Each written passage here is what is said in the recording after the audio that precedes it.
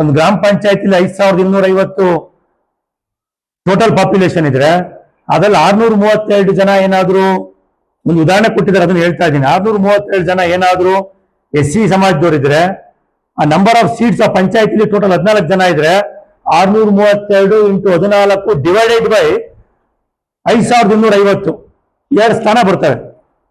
2 ಸ್ಥಾನ SC ಕೊಡ್ಬೇಕು ಅಂತ ಹೇಳ್ತಾರೆ.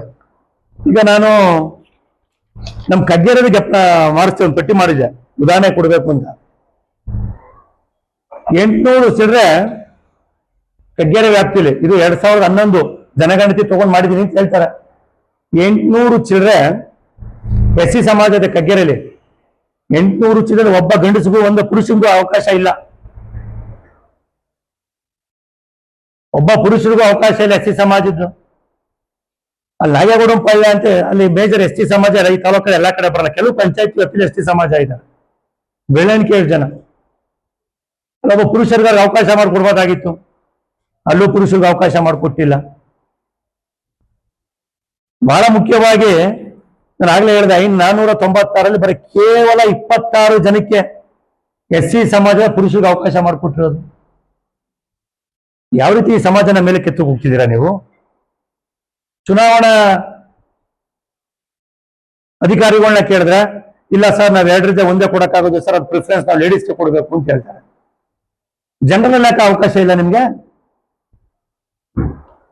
ಜನರಲ್ ಯಾಕೆ ಅವಕಾಶ ಇಲ್ಲ ಅಂತ ಕೇಳ್ತೀನಿ ನಾನು ಚುನಾವಣಾ ಆಯೋಗನ, ತಾಲೂಕು ಚುನಾವಣಾಧಿಕಾರಿಗಳನ್ನ. SC ಸಮಾಜಕ್ಕೆ ST ಸಮಾಜಕ್ಕೆ ನೀವು ಆ ಮಾನದಂಡ ಮಾಡ್ಕೊಳಕ್ ಹೋದ್ರೆ ಜನರಲ್ ಕ್ಯಾಟಗರಿ ಯಾಕೆ ಆಧಾರ ಮಾಡಿಲ್ಲ ನೀವು?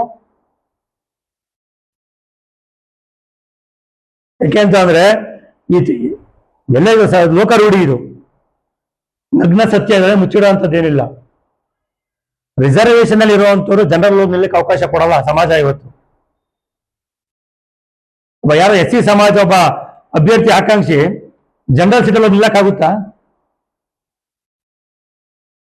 ಇವತ್ತಿನ ಜಾತಿ ವ್ಯವಸ್ಥೆ ಬಿಡುತ್ತಾ ಇದನ್ನ? ಕನಿಷ್ಠ ಸೌಜನ್ಯ ಇವತ್ತು ಚುನಾವಣಾ ಆಯೋಗಕ್ಕಿಲ್ಲ. ಸುತ್ತೋಲೆ ಹೊರಸಂತ ರಾಜ್ಯ ಸರ್ಕಾರ ಕನಿಷ್ಠ ಯೋಚನೆ ಮಾಡಬಹುದಾಗಿತ್ತಲ್ವಾ? ಕುಣಿಗಲ್ ತಾಲೂಕಿನಲ್ಲಿ ಸರಿಸುಮಾರು ಇವತ್ತು ನಮ್ಮ SC ST ಸಮಾಜ ಎಷ್ಟು ಕೊಡು 35,000 ಚಿಲ್ಲರೆ ಇದೆ. 26 ಜನ ರೆಪ್ರೆಸೆಂಟೇಟಿವ್, ಗಂಡಸು ಪುರುಷರು. ಒಬ್ಬ ಹೆಣ್ಮಕ್ಳು ಬಿಡ, ಗಂಡಸನ್ನ ನೀವು ಮುಖ್ಯವಾಹಿನಿ ತರಕಾಗ್ತಿಲ್ಲ ಅಂತ ಹೆಣ್ಮಕ್ಳನ್ನ ಮುಖ್ಯ SC ಸಮಾಜ ST ಸಮಾಜದ ಹಿಂದುಳಿದವ್ರನ್ನ ಹೆಣ್ಮಕ್ಳನ್ನ ಮುಖ್ಯವಾಹಿನಿ ತರಕಾಗುತ್ತೆ ಅವರು?